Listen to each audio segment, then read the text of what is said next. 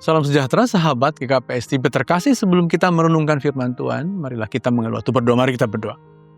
Ya Tuhan, kami bersyukur karena Engkau memberkati hidup kami, dan kami semua menjalani hidup dari hari ke hari, dari waktu ke waktu. Namun ajarlah kami untuk dalam hidup kami juga bisa bersaksi, menyatakan iman kami. Inilah doa kami demi putra-Mu, Kristus kami berdoa. Amin. Saudara-saudara, yang akan jadi firman Tuhan untuk kita pada hari ini berdasar pada surat Esther 4 ayat 14. Demikian tertulis, saya akan membacakan untuk kita semua. Sebab jika engkau berdiam diri saja pada saat ini, pertolongan dan kelepasan bagi orang Yahudi akan muncul dari pihak lain. Tetapi engkau dan kaum keluargamu akan binasa.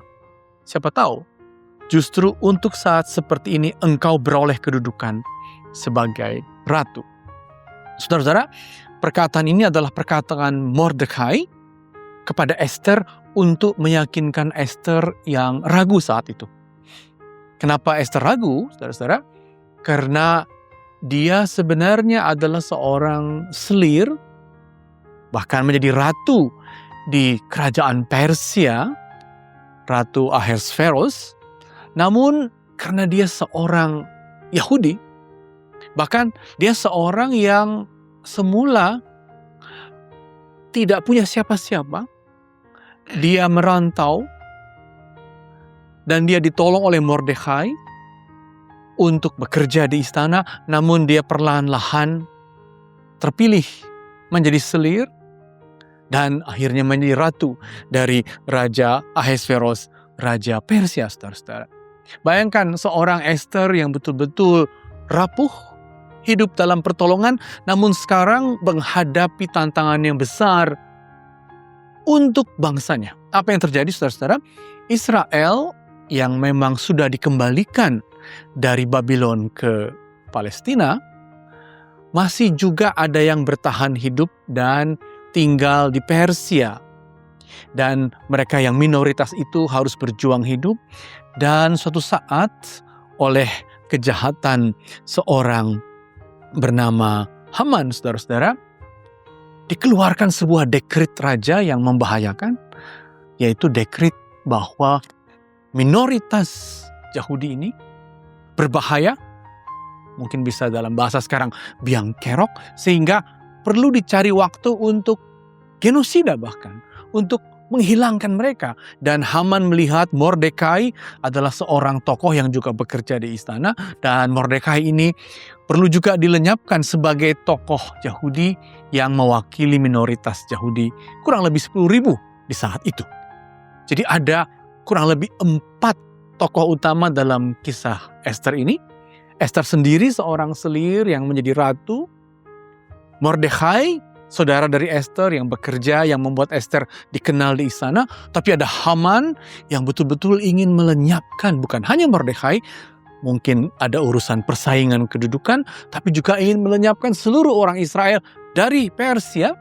Dan ini membahayakan sekali, saudara-saudara. Setiap minoritas berada dalam ancaman seperti itu. Dan Esther tentu saja dengan satu lagi tokohnya Ahasveros, yaitu Raja Persia sendiri. Situasinya genting, dan saat itu saudara-saudara, Esther yang hidupnya sebenarnya semakin baik karena dia diangkat menjadi ratu, sekarang ditantang oleh Mordekai, dan tantangannya seperti yang tadi kita baca. Kau bisa berdiam diri, Esther, kira-kira begitu bahasanya. Kalaupun kau berdiam diri, aku yakin, kata Mordekai, ada pihak lain yang menolong. Mungkin maksudnya Tuhan akan menolong. Tapi kalau kau berdiam diri, kemungkinan kita akan habis ini semua.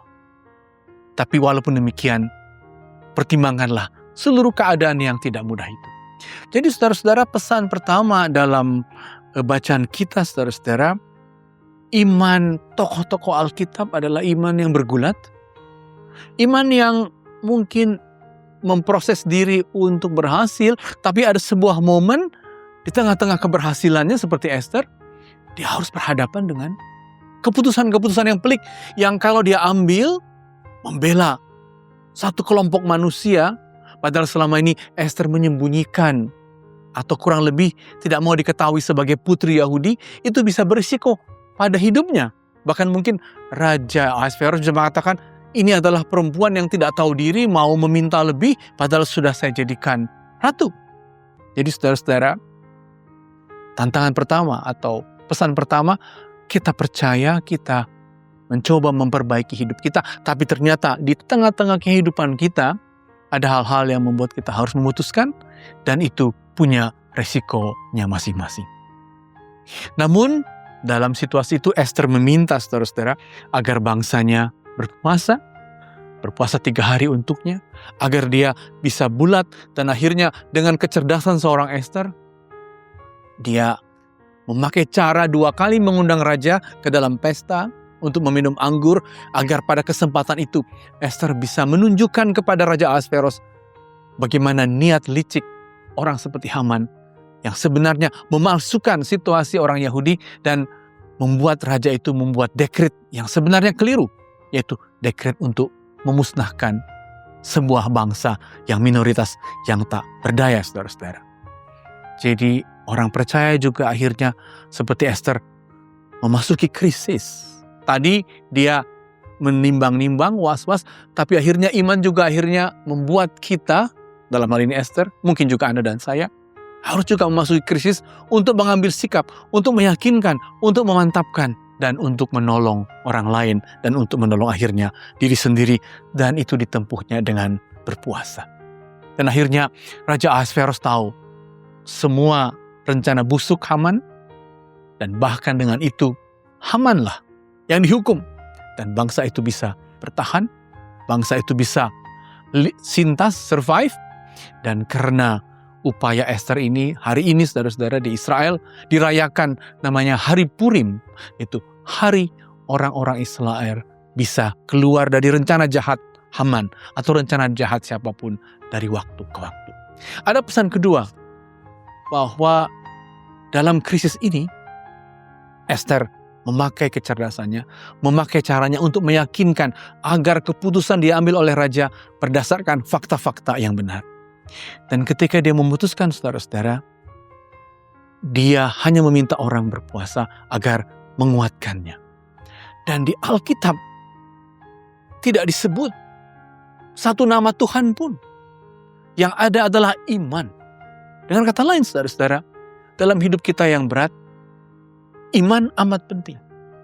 Dan cara Tuhan bekerja, kadang-kadang walaupun tak disebutkan, walaupun dengan sebuah cara yang cerdik, Tuhan ternyata bekerja di situ. Tanpa harus memanggil namanya, tanpa harus menyebutnya di depan umum, tapi dengan cara yang tulus. Tapi kalau dikerjakan dalam iman, Tuhan bekerja. Mungkin hidup kita juga sebagai minoritas tidak perlu terlalu banyak menyebut nama Tuhan, tapi mengerjakan dengan kecerdasan, dengan iman, mengerjakan yang baik untuk kehidupan bersama, untuk kehidupan kita masing-masing, dan ternyata di situ Tuhan bekerja secara rahasia, tapi nyata dalam kehidupan Esther, dalam kehidupan Anda dan saya. Amin, mari kita berdoa.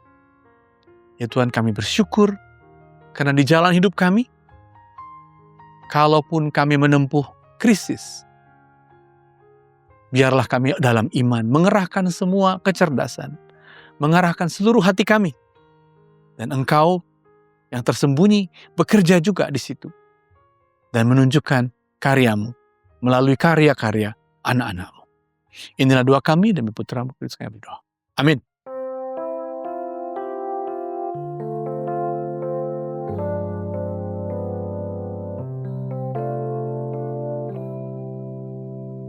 Bukan